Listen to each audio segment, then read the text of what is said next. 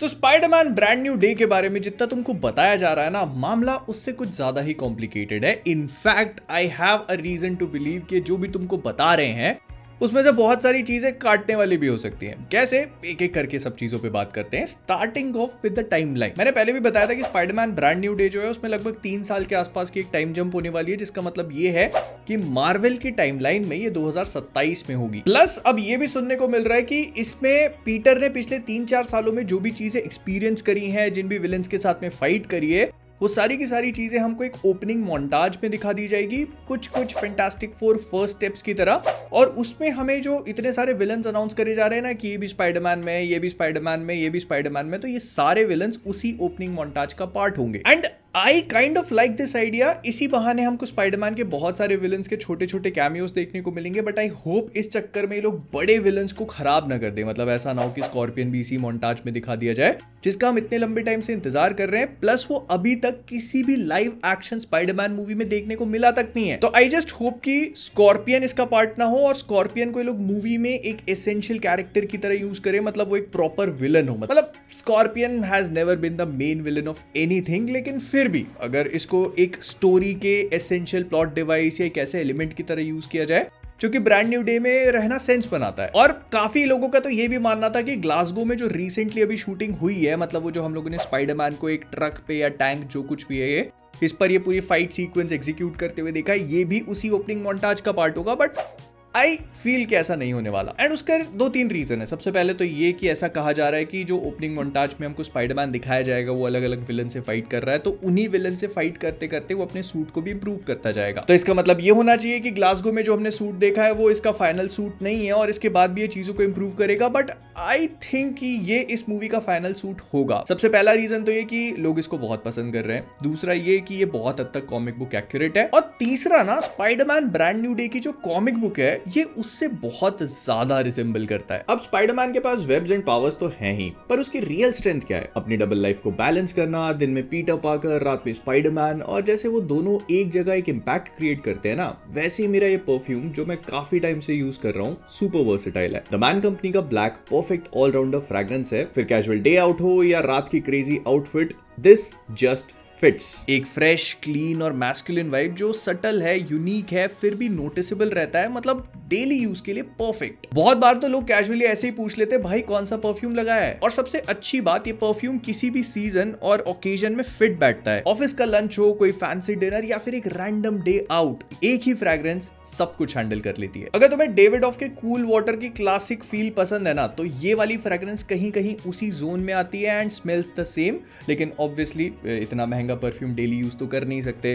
तो here comes the twist. The Man Company black सिर्फ 500 के अंदर मिलता है। मतलब performance of an expensive perfume at an affordable price. Still find ये भाई, I am so happy I found this. और वैसे तो तुमको ये वाला परफ्यूम द मैन कंपनी की वेबसाइट या Amazon या फ्लिपकार्ट कहीं पर भी मिल जाएगा, लेकिन काम इजी करने के लिए सारी की सारी लिंक्स को डिस्क्रिप्शन में दे देता हूं। तो कहा थे अपन, हाँ, वो स्पाइडरमैन का जो ग्लासगो में पूरी शूटिंग वगैरह चल रही थी, वहां पर हमको देखने को मिलता है इनर डीमंस का एक ट्रक, जिसके ऊपर इनर डीमंस का लोगो बना हुआ है। इस पे पहले भी मैंने डिस्कशन किया था कि इनर डीमंस एक्चुअली में मिस्टर नेगेटिव नाम का जो एक विलन होता है उसके पाशुंदे होते हैं। और इस सीन में जहां तक मुझे लगता है तो स्पाइडरमैन उन्हीं का सामना करने की कोशिश कर रहा है, जो इसको बहुत हद तक जो स्पाइडरमैन का प्लेस्टेशन वाला गेम आया था उससे रिजेंबल करवाता है। फिर इसी सीक्वेंस में हमको पनिशर का ट्रक भी देखने को मिल रहा है। मतलब जो मूवी में हमको दिखाया जाएगा तो पनिशर और स्पाइडरमैन दोनों मिलके इस टैंक को रोकने की कोशिश कर रहे हैं। एंड मोस्ट लाइकली पनिशर शायद वेपन्स का इस्तेमाल कर रहा होगा, जिस वजह से आसपास के लोगों को नुकसान पहुंच सकता है। तो स्पाइडरमैन उसके ट्रक पर बैठकर उसे रोकने की कोशिश कर रहा है। एंड बहुत सारे लोगों ने ये चीज भी ऑब्जर्व करी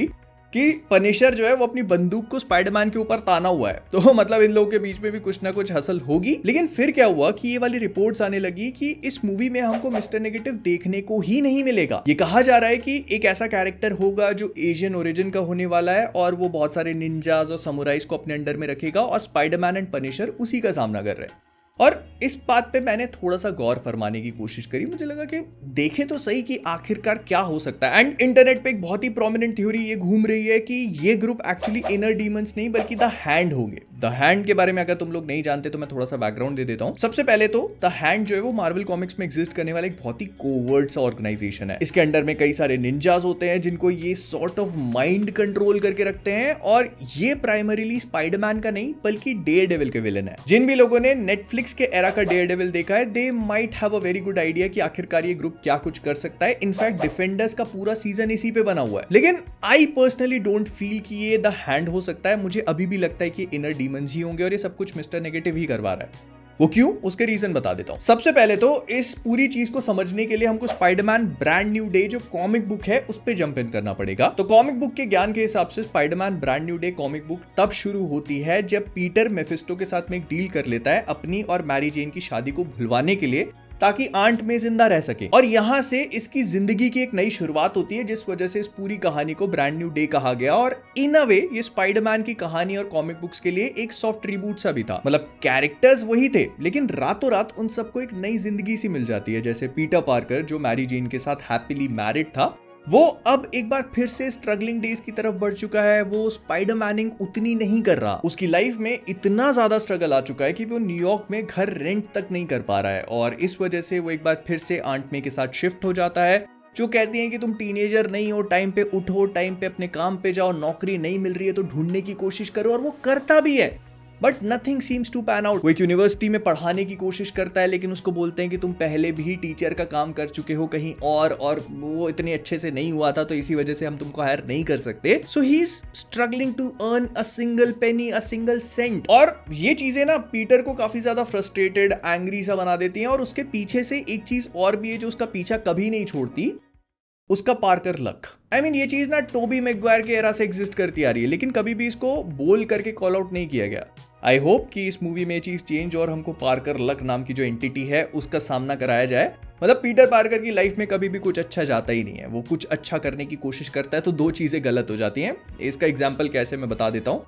तो स्पाइडरमैन किलर नाम का एक बंदा घूम रहा है जो स्पाइडरमैन का मास्क पहनता है, लोगों को रॉब करता है, उनको जान से मार देता है। अब पीटर ना एक क्लब में जाता है हैरी के साथ पार्टी करने के लिए, और तब उसकी मुलाकात होती है कार्ली कूपर से। कार्ली कूपर इस सीरीज के थ्रू इंट्रोड्यूस करवाई हुई नई कैरेक्टर थी जो पीटर की तरह एक नर्ड है, फॉरेंसिक एक्सपर्ट है, एक जीनियस है, और पीटर को ना थोड़ी सी इंटरेस्टिंग लगती भी है। ये दोनों एक गलियारे में सॉर्ट ऑफ एक दूसरे से टकरा जाते हैं। मतलब पीटर वहां से एस्केप करने की कोशिश कर रहा होता है और कार्ली ऑलरेडी वहीं पर मौजूद थी, और तब इनके सामने वही स्पाइडर मास्क वाला किलर आ जाता है। वो कार्ली के पेट पे बंदूक रख के इनके पैसे वैसे जो कुछ होते सब छुड़ा लेता है। उस टाइम पीटर की रिस्ट पे उसका एक वेब शूटर होता है। उस किलर को लगता है कि ये घड़ी है और वो घड़ी उससे छीन लेता है जो उसको लगता है। लेकिन पीटर को पता है कि वो कितनी इंपॉर्टेंट चीज है और उसका मिसयूज भी किया जा सकता है, और उसी के थ्रू पीटर की सीक्रेट आइडेंटिटी तक भी पहुंचा जा सकता है। और इसीलिए पीटर क्या करता है कि अपना एक स्पाइडर ट्रेसर उसके ऊपर छोड़ देता है। अब वो उसको स्पाइडर ट्रेसर के थ्रू ट्रैक करने की कोशिश करता है। तुमको लॉन्ग स्टोरी शॉर्ट करके बताऊं तो आखिर में वो किलर मरा हुआ मिलता है इसको। लेकिन पीटर अपना स्पाइडर ट्रेसर और वेब शूटर जब उससे रिमूव करता है ना, तो पुलिस उसको देख लेती है। तो पुलिस को लगता है कि ये सारा का सारा काम पीटर पार्कर मतलब स्पाइडरमैन ने किया हुआ है, और इस तरह वो और बुरी मुसीबत में फंस जाता है क्योंकि ऑलरेडी एक किलर उसका मास्क पहन के लोगों को लूट रहा था। खैर ये मैं थोड़ा टॉपिक से डिविएट हो जाता हूं, इसीलिए मेरे को नोट्स की जरूरत है। तो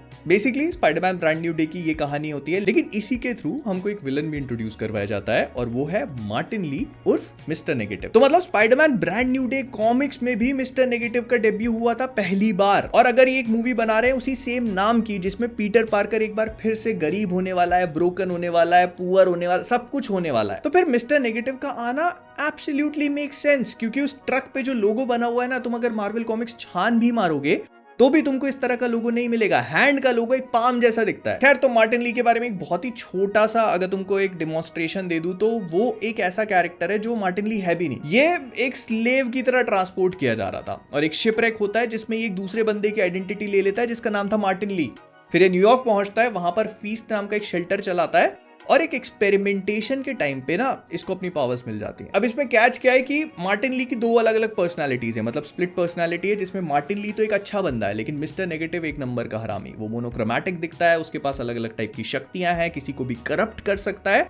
मतलब ये ना किसी के ऑरा को इन्वर्ट कर देगा। जैसे फॉर एग्जांपल कोई भी बहुत ही अच्छा इंसान है मेरी तरह, तो वो मिस्टर नेगेटिव के इफेक्ट में आकर करप्ट होगा, और जितना अच्छा है उतना ही इविल बन जाएगा। And this is one of the reasons मुझे लगता है कि मिस्टर नेगेटिव का इस मूवी में होना डज मेक सेंस, क्योंकि हल्क को यही करप्ट करा के दोबारा से सैवेज हल्क में ट्रांसफॉर्म करेगा। प्लस मिस्टर नेगेटिव जो है ना, वो डेविल्स ब्रेथ नाम की एक चीज यूज करता है। इसको स्पाइडरमैन गेम में भी दिखाया गया था, लेकिन थोड़ा सा चेंज कर दिया गया था। कॉमिक बुक्स में क्या होता है कि जो डेविल्स ब्रेथ है वो डीएनए स्पेसिफिक लोगों को मारती है। मतलब ये एक ऐसी जहरीली गैस होती है जिसको एक डीएनए के सैंपल के थ्रू क्रिएट किया जाता है, और फिर वो उसी डीएनए को टारगेट करेगी। मतलब एक कमरे में अगर एक परिवार के 15 लोग बैठे हैं तो उनका डीएनए उसी सेम फैमिली का होगा, और बाकी 200 लोग दूसरे परिवार के हैं, तो ये गैस अगर छोड़ दी तो वही 15 लोग मरेंगे। तो आई होप ये पूरी की पूरी कहानी सुन के तुमको समझ में आया होगा कि ब्रांड न्यू डे जो कॉमिक बुक थी उसका कितना इंपॉर्टेंट पार्ट है mister negative. Although I also feel the same कि अगर इसमें मल्टीपल विलन्स दिखा रहे हैं तो जरूरी नहीं है कि मिस्टर नेगेटिव जो है वो मूवी का मेन विलन हो, लेकिन हाँ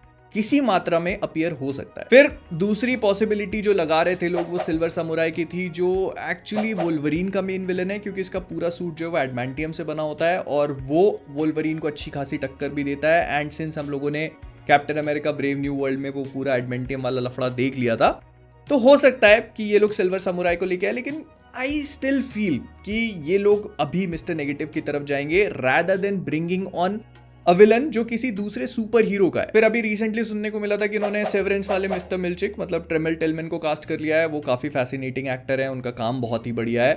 तो लोग स्पेकुलेशन लगाने लगे कि शायद हो सकता है इसको टूमस्टोन बनाया जाए, लेकिन आई फील डिफरेंट। हो सकता है कि टूमस्टोन बना दे, लेकिन और भी बहुत सारे विलन्स हैं जो ये बंदा प्ले कर सकता है। एंड आई होप कि अगर इनको एमसीयू में रोल मिल रहा है तो ऐसे वन एंड डन नहीं होना चाहिए कि भाई एक मूवी में आया और उसके बाद दिख ही नहीं रहा है। प्लस ये भी कहा जा रहा है कि टूमस्टोन जो विलन है उसके साथ ही उसी सेम रास्ते पे जाएंगे जो स्पाइडरमैन दी एनिमेटेड सीरीज अभी आई थी ना, वो फ्रेंडली नेबरहुड स्पाइडरमैन, उसमें गए थे।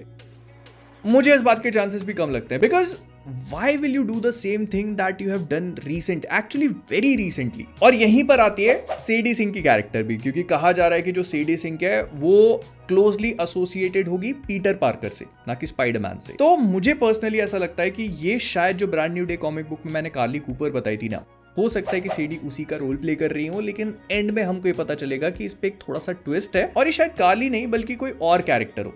आई am just speculating eight this point, लेकिन ऐसा होने के काफी हाई चांसेस हैं। प्लस ना brand new day comic book में कार्ली कूपर का होना इसीलिए सेंस बनाता है क्योंकि उस कॉमिक बुक में पीटर पार्कर स्पाइडरमैन बनना छोड़ देता है बहुत लंबे टाइम तक, इतने लंबे टाइम तक कि डेली ब्यूगल पूरी तरह से बर्बाद हो जाता है because they have no recent और new spiderman images to print. लेकिन यहाँ तो ये कहा जा रहा है कि टॉम हॉलैंड के स्पाइडरमैन को पीटर बनने का टाइम ही नहीं है। दुनिया पीटर को इग्नोर कर रही है, उससे ज्यादा पीटर अपने आप को इग्नोर कर रहा है। तो मतलब कॉमिक बुक में ये चीज पूरी तरह से ऑपोजिट है। और अगर तुम नोटिस करोगे ना स्पाइडरमैन मूवीज का पैटर्न, तो ये चीज भी सेंस बनाती है, क्योंकि टॉम हॉलैंड की स्पाइडरमैन मूवीज ना कॉमिक बुक से बहुत सारी चीजें बोरो तो करती है लेकिन बिल्कुल वैसी नहीं बनाती। Homecoming, Far From Home, No Way Home, ये सारी की सारी मूवीज जो हैं कॉमिक बुक से बहुत लूजली इंस्पायर्ड है, लेकिन कहानियां खुद की अपनी है। तो ब्रांड न्यू डे भी ऐसा एक्सपेक्टेड है कि वैसा ही कुछ करेगी। मतलब जरूरी नहीं है कि जो brand new day comic book में वो बिल्कुल वैसे ही चलेगा, खास तौर पे डेली ब्यूगल का क्रैश वगैरह, क्योंकि जे जोना जेमसन एमसीयू में तो उतने अच्छे से इंट्रोड्यूस करवाया भी नहीं गया। तो जहां तक मैं समझ पा रहा हूं ना, Spiderman brand new day actually में एक मोन्टाज तो दिखाएगी, लेकिन उसके साथ में फोकस करेगी स्पाइडरमैन की कहानी के ऊपर, पीटर पार्कर की नहीं। स्पाइडरमैन के स्ट्रगल्स, वो कितना ब्रोकन है, वो कितना एंग्री है, वो कितना फ्रस्ट्रेटेड है, चाहे कुछ भी हो जाए उसका पार्कर लक उसका पीछा छोड़ने को ही तैयार नहीं है, and that makes things even worse. Plus iron man जा चुका है, डॉक्टर स्ट्रेंज जा चुके हैं, अंकल बेन तो थे ही नहीं, आंट मे भी अब चली गई। He has no one to rely on, he has no one to talk to, पूरी दुनिया पीटर को भूल चुकी है। So it's just स्पाइडरमैन और कोई भी नहीं। एंड मुझे बोलने में अच्छा नहीं लग रहा, but I kind of like it this way. मैं चाहता हूं कि स्पाइडरमैन की ये कहानी इतनी ग्राउंडेड हो जो हमने अभी तक देखी ही नहीं, उसके ये स्ट्रगल्स हम लोगों ने कभी एक्सपीरियंस ही नहीं करे, उसका वो डेस्परेशन जिसको वो पूरी तरह पूरी मूवी में इग्नोर करता रहे और एंड में वो एक बबल बन के फटे। और जब इस पूरी सिचुएशन में एंट्री होगी आरडीजे के डॉक्टर डूम की, तो Peter has no other option but to trust him, क्योंकि वही एक फेमिलियर फेस है। और जब वो चेहरा भी आगे जाकर उसको मिसलीड करेगा, पीटर को ये लगेगा कि उसके धोखा हुआ है, उसका इस्तेमाल किया गया है, then starts the Venom arc. I mean ये चीज भी कंसिडर करने के लिए बहुत इंपॉर्टेंट है कि ब्रांड न्यू डे वो स्पाइडरमैन मूवी है जिसके बाद हमको 2 लगातार एवेंजर्स मूवी मिलेंगी, और अगर स्पाइडरमैन की कोई भी मूवी आनी है तो वो उन दोनों के बाद ही आएगी। मतलब जो मार्वल सीक्रेट वॉर्स के साथ एक सॉफ्ट रिबूट सा प्लान कर रहा है ना, तो स्पाइडरमैन की अगली मूवी उसी के बाद होने वाली है। तो इन अ वे ब्रांड न्यू डे में स्टेक्स हाई तो होंगे, लेकिन ना इसमें कोई भी चीज परमानेंट मत मान के चलना, बिकॉज सीक्रेट वॉर्स के बाद एक सॉफ्ट रिबूट है, चीजें चेंज हो सकती हैं, कैरेक्टर्स बदले जा सकते हैं। तो मुझे ऐसा लगता है कि rather than focusing on higher stakes, ये मूवी फोकस कर सकती है स्पाइडरमैन के ऊपर। और सीक्रेट वॉर्स या डूम्सडे जब भी पीटर को अपना वेनम वाला ब्लैक सूट मिलता है, उसके बाद हम लोग 2 मूवीज तक इसका वेनम आर्क एंजॉय कर सकते हैं। I hope that happens. मतलब मैं अपना स्पेकुलेशन बता देता हूँ, जो मेरे मन में खुजाल होती है तुमको बता देता हूँ आगे। प्लस ये भी रूमर्स हैं कि इस मूवी में हमको येलेना बेलोवा मतलब फ्लोरेंस प्यू की कैरेक्टर देखने को मिलने वाली है, और it kind of felt weird at first, लेकिन फिर ये बोला जाने लगा कि शायद सैम विल्सन अपीयर होने वाला था। लेकिन अगर तुम इसके बारे में थोड़ा सा सोच के देखो तो हो सकता है ऐसा भी, because Yelena being the new Avengers चाहेगी कि स्पाइडरमैन उनकी टीम का पार्ट बने।